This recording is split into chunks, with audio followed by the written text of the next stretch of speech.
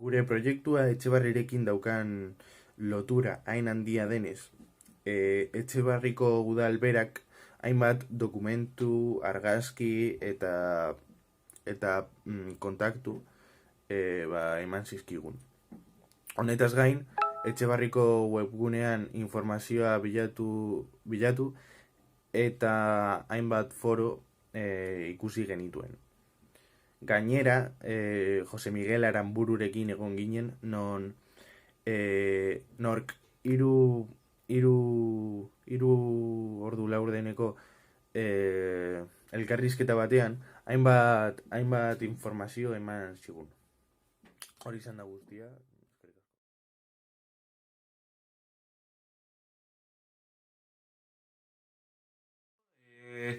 Klasean egin dugu aurretuko urteetako bideoen irabazleak ikusi genituen, gaiak azaleratzeko brainstorming egin eta padel.com erreminta erabili genuen, adituak etorri ziren lehiaketaren mekanika saltzeko, Amaia Goikoetxea eta Juan Carlos Martínez etorri ziren klasera saltzera, bideo edizioa hau da Shotcut erabiltzen ikasi genuen, eta egile eskubideak errespetatu eta Creative Commons lizentziak erabiltzen ikasi genuen.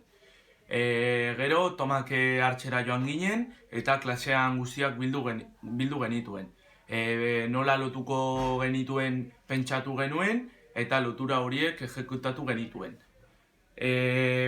Ondoren, azkenengo tokeak eman genion bideoak. Hau da, kredituak, lizentziekin eta guztia, azpitituluak Jose Mari Aranbururekin egindako entrevistan, eta azkenik bideoa jeitsi genuen Shotcutetik, atera genuen, ondo zegoela ikusi genuen, eta horrela lanarekin bukatu genuen.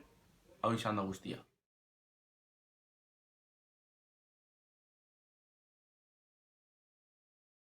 Taldea bi ataleta banandu genuen.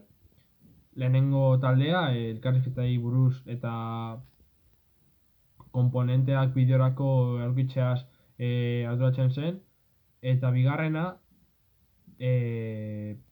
bideo edizioa egiten zuen eta dena ondo jartzen zuen bideoa.